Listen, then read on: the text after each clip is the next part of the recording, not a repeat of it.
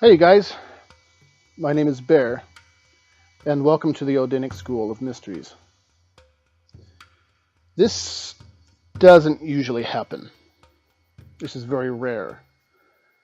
Typically, what happens is someone is recruited and they're initiated into the mystery school. But times have gotten bad. They've gotten really bad. People are going literally insane.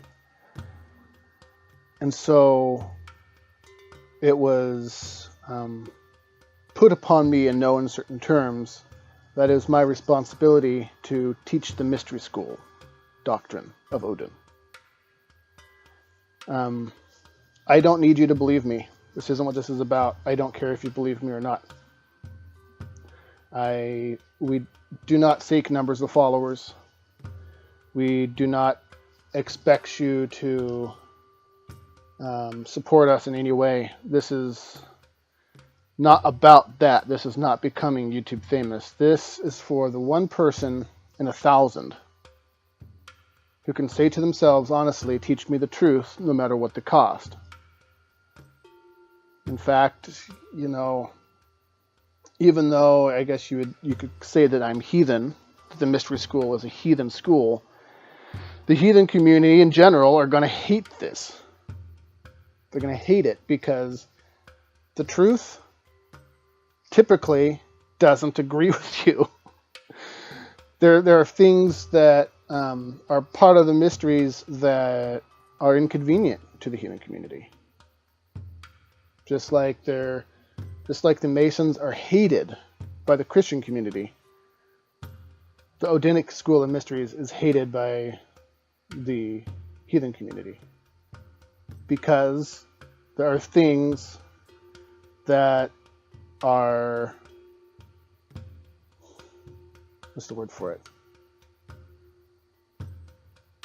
That are just beyond the pale, I guess you could say. So this isn't for everybody, nor is it expected to be. This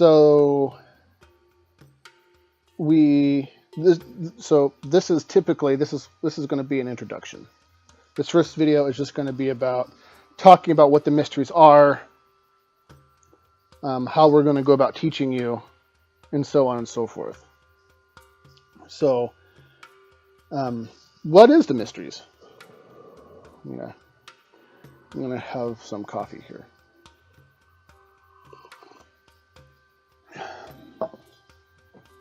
The mysteries are sometimes called wisdom school doctrines. And basically, you could think of it as ancient philosophy. And there's a lot of little pieces to it. So there is symbolism. It's written in symbols. It's the belief that all holy documents, whether you're talking about the Vospa or the Havamal or even the Bible or Greek, even the Greek stories going all the way back to Egypt and beyond are all symbolic. They're not meant to be taken literal. They're all symbols for something bigger than themselves.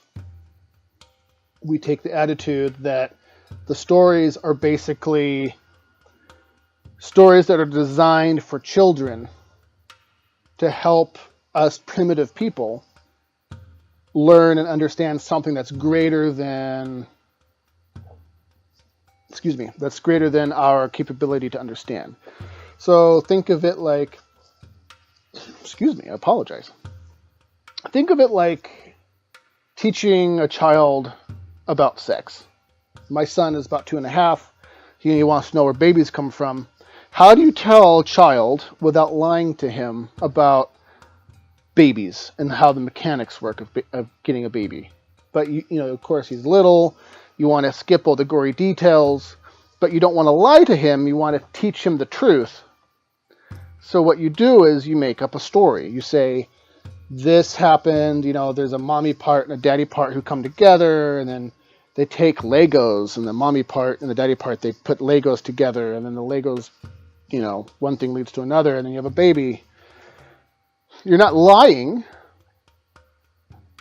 So as the kid gets older and he starts to mature, he starts to take those old stories and say to himself, oh, by Legos, he means genes. And by building blocks, he means DNA. And by mommy part and daddy part, you know, he means, you know, penis and vagina. And so it's not, they're not meant to be seen one-dimensionally. They're not meant to just be a cool story. They're meant to help you grow. You grow with the story in your spiritual life. So we need to, so a lot of what we're going to be doing is breaking down the stories and start talking about the philosophy and the symbols behind each individual thing. And in order to do that, we need to understand what wisdom is. Because wisdom and truth are mixed up quite a bit. Or I should say wisdom and knowledge is mixed up quite a bit. So let me ask you a question. Is it possible to just simply know something and be wise? Let me put it this way. Does simply knowing a list of facts make you a wise person? Does it? Or is there something more to it that makes for wisdom? You could go, let's say you want to be a welder. And you go and you want to learn about welding. And so you read all the books you can about welding. You go to welding sites and you watch the welders weld. You buy all the equipment. You talk to welders. You marry a welder. You do all the things you can. But does that make you a welder? No. I mean, you could know the science. You could know everything there is to know about polarity and electricity and chemistry. All that stuff, you could know all of it and still not be a welder. There's one specific thing that makes a welder, and that is transformative experience. Transformative experience. So there's a really good example of this. So there's a guy by the name of Giordano Bruno, and he lived in the 1500s. He was a friar for the Catholic Church. Now, back then, the Catholic Church, they controlled everything. They controlled literally everything. They controlled the schools, they controlled the universities, they controlled the religion, they controlled the government. Everything was under the Catholic Church's thumb. And the Catholic Church taught that the universe was a closed system. That just beyond Saturn, there is like a dome that exists out there, and the universe didn't go beyond that. That the planets and everything were like just floating in this viscous fluid and surrounding, they're surrounding a sun and so on and so forth. So it's a closed system. The universe was very small. But one day, Giordano Bruno goes outside and he sits up on the top of his roof, because you can do that in the 1500s because there's no electric lighting. He's sitting up on his roof, he's looking up at the stars, and it hits him. Like, bam! It hits him like a flash of lightning. And the thought enters his mind, oh my gosh. Each one of those specks of light is a sun, just like our sun. And then a twinkling of an eye, as they say, the universe became infinite. There is no putting that genie back in the bottle.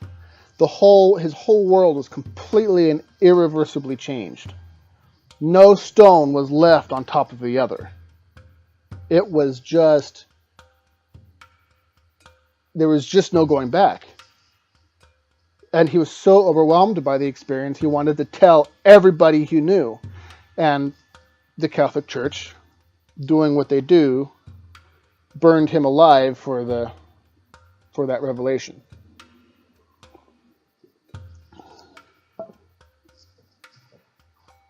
So, there's another story. My wife and I were coming home from my kids' grandparents' house. They live out in Corvallis. We live in Portland, Oregon, and we're on our way home. And we're listening to Radio Lab. You know, NPR. There's something about NPR that puts your kids to sleep. So we have NPR on, and there was this really interesting story. I don't remember all the specific details of it off the top of my head, but there was this man, he was 27, who was deaf. He didn't have any hearing at all, and nobody told him about it. His family, or for whatever reason, just thought he was stupid, or I don't know all the details. But somehow, he lived his entire life never having language. He thought that the way people, they see people interacting like we're interacting, and he thought that they're just playing off of each other, like play acting, like they just copy each other. And so there was this woman who his uncle or someone drops him off at this specialty clinic, and there's this woman who starts working with him, and she realizes very quickly that he's not stupid. He doesn't have retardation or anything like that. He just, for some freak accident in life, never understood the concept of language. No one ever taught him it. And so she goes about the process of trying to teach this man what language is. Well, how do you teach someone something if they don't know that's what you're trying to do? They don't understand the concept of talking or even communicating. So how do you do that?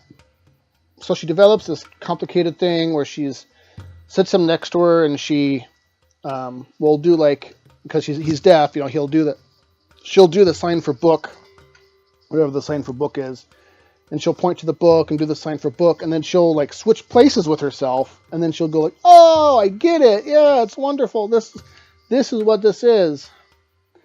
And she does this for weeks and weeks and weeks. And the kid, according to her, is mostly bored with the whole thing. I say kid, he's 27 at the time. But then suddenly, he sits up in his chair, and he slaps his hand on the table, and he's like, he points to the book, and she does the sign for book. And then he points to the table, and she does the sign for table, and then she points to the door, and she does the sign for door. Then he just bursts out into tears. He just starts weeping. Because for the first time ever, he figured out that everything has a name. What a foreign concept. Everything has a name.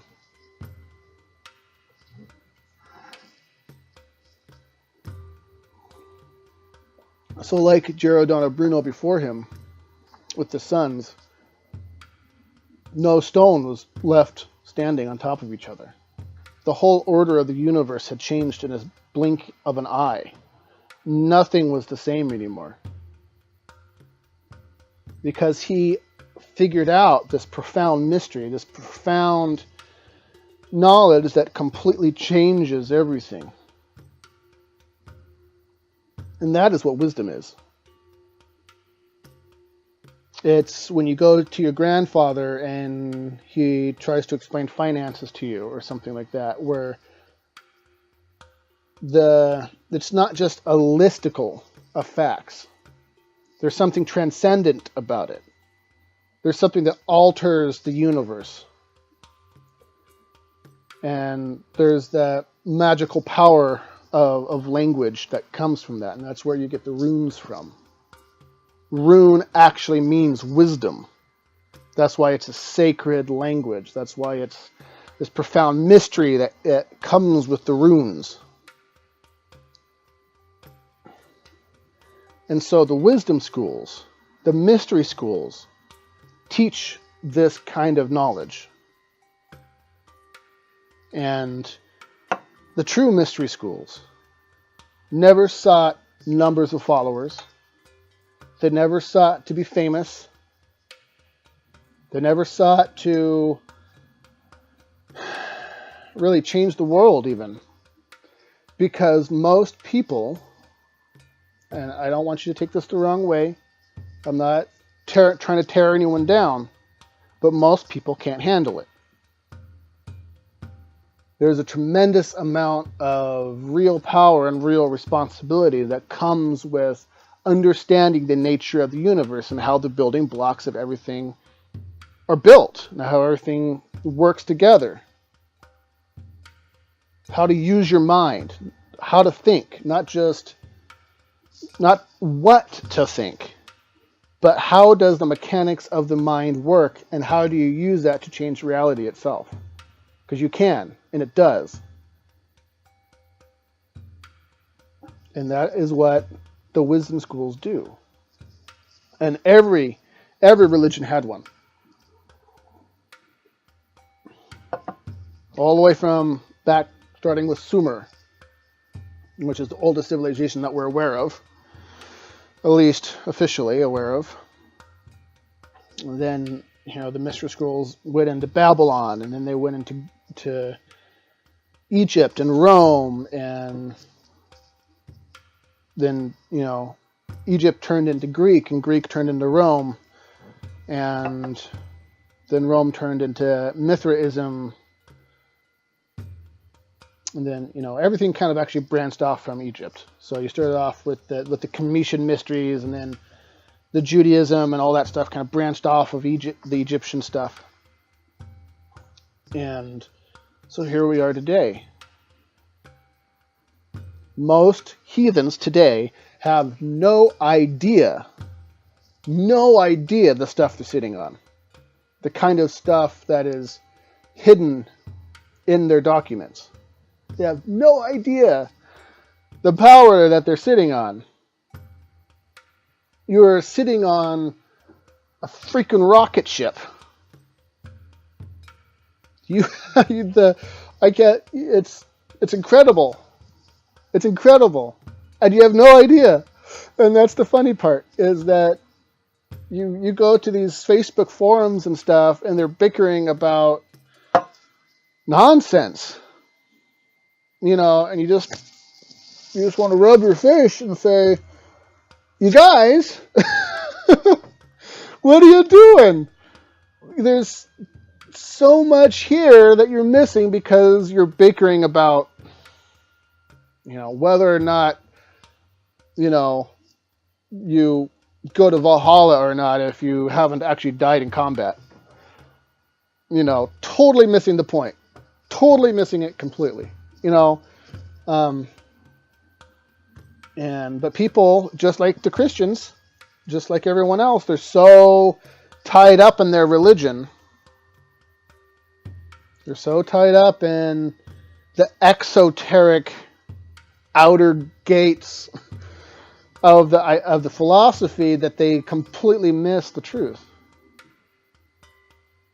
Because it's not meant to be taken in a literal fashion. It's meant to be read as symbols. The stories are literally the runes, my friends. They're literally the runes. They're freaking literally the runes. Okay. They're the wisdom that's given to you from Odin himself. Handed down to you for you. But you get too caught up in your own shit that you miss it entirely. And my goal is to relieve you of that that way of thinking. And here's the thing, and this is why most people can't do it, is that it takes tremendous amount of responsibility on your part to learn it. And that's hard. People don't want to do that. People don't want to think for themselves. People want to be told what to think. The government tells you what to think and what to say. The religious organizations you attend tells you what to think and what to say. The culture tells you what to think and what to say. The whole system is built in order to control your brain, to control your mind, to make sure that you don't take any personal responsibility for your own thoughts. And that's the first thing you got to stop doing. You got to stop letting them do that. In order for this to work, you have to be able to understand that the truth probably is outside of something that agrees with you.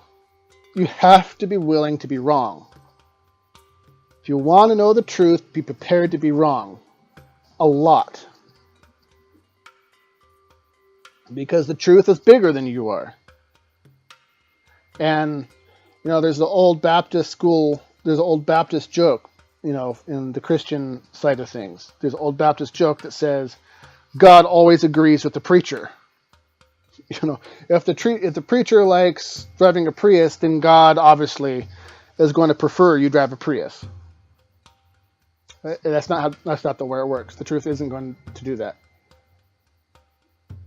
More than likely, you're going to be wrong. Because the truth is bigger than all of us. I'm probably going to be wrong. Most people aren't willing to be wrong. They want to win arguments. Most people don't want to hear that their politics are bad. Problem is, everyone's politics are bad. But they don't know it. There's things like that box people in. They don't want to take responsibility for that. They want to be a part of their little club, and they don't want to actually learn the truth of things.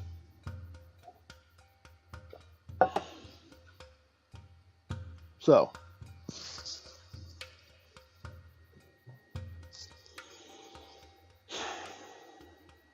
I'm going to give you a gift today. I'm going to tell you what an Arcanum is.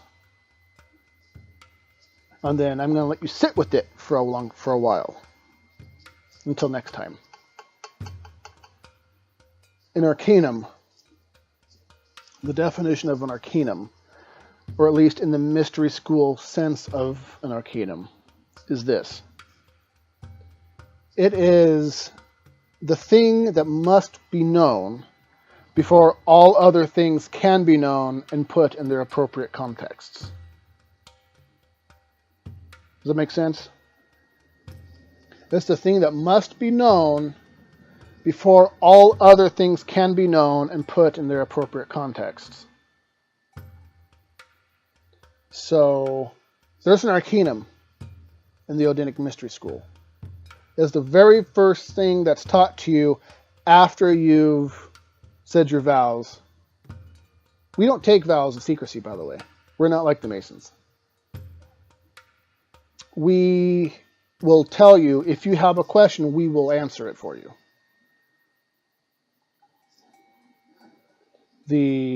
After you've been initiated into the School of Mysteries, this is the very first thing that's taught. The very first mystery that is taught. And it is the very first mystery of all mystery schools. It doesn't matter if you're a Mason, if you follow Thoth, if you are a Cometian, if you follow the Greek mysteries, if you're a Rosicrucian. I don't care. This is the first Arcanum of all of them. And this is why, when you listen to those conspiracy videos on YouTube of the Christian guy who's pointing to the all-seeing eye, and he says,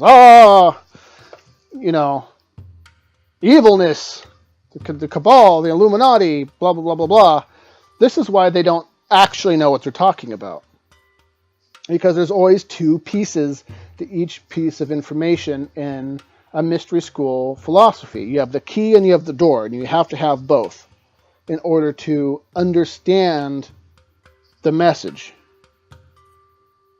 You have to have two pieces before you get to unlock the door, open it, and understand what's inside.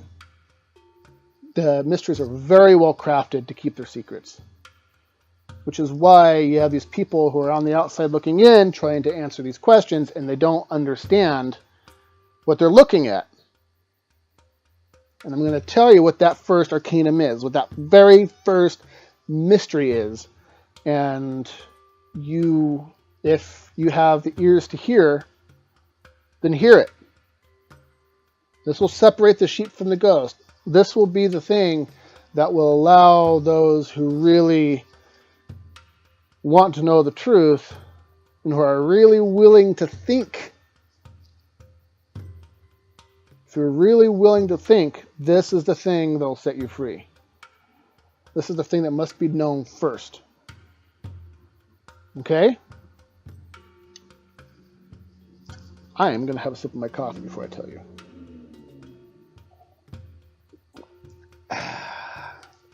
It's actually not very good coffee. The first mystery.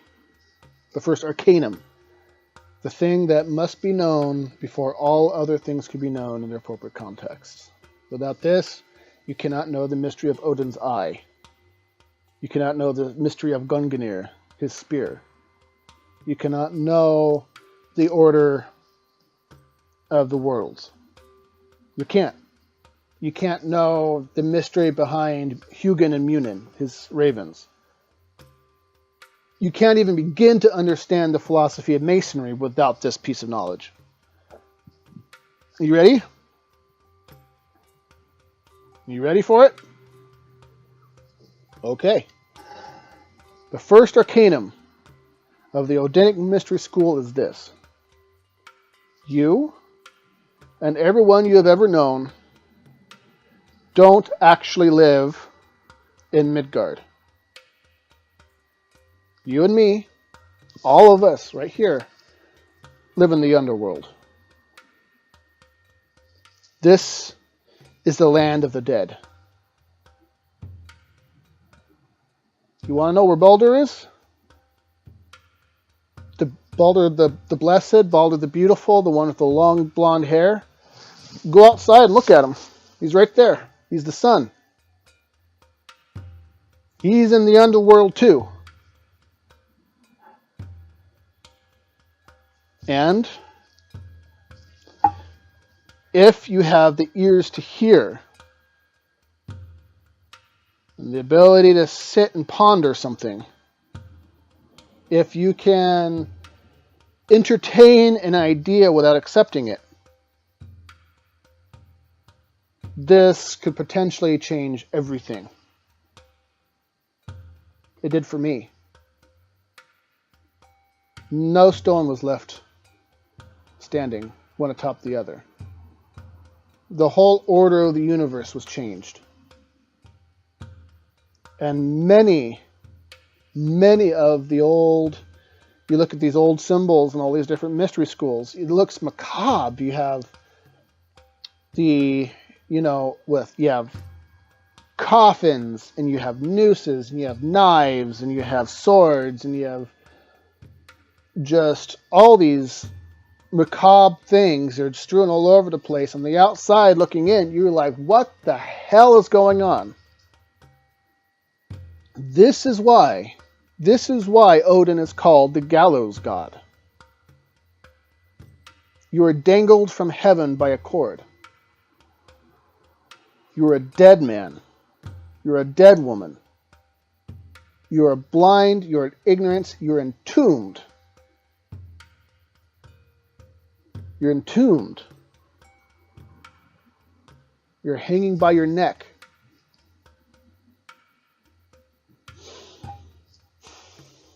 Well, this was fun. Next time we talk, we're probably going to talk about the dying god myths. The dying god myths. We're going to talk about Odin's dying god myth. It's really interesting, just a little tidbit before I leave you, that only the Norse mythology and the Egyptian mythology both has the father and the son having their own dying god myths. It's very interesting. It's very interesting. We're very special. You should know that. We are the shit you're sitting on. the 10,000 pounds of TNT you're sitting on is incredible. You have no idea what you're sitting on. So, remember, the stories are the runes. The stories are the runes. There's a thing called a blind. Okay?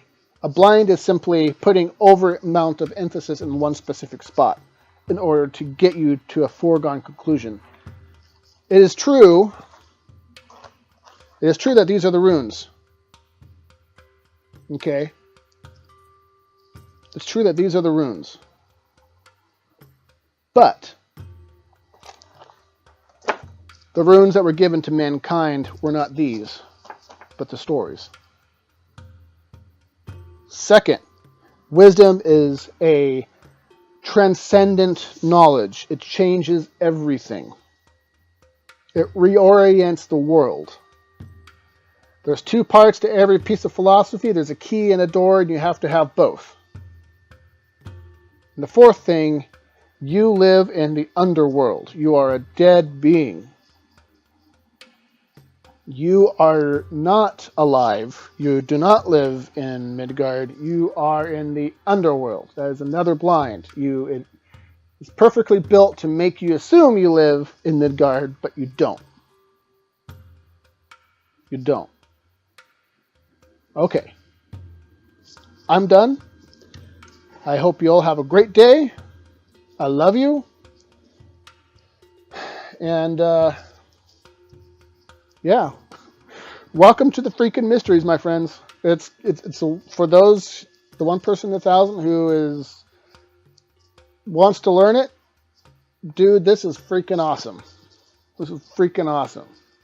To the rest of you, I hope you come around. All right. Take it easy. Bye-bye.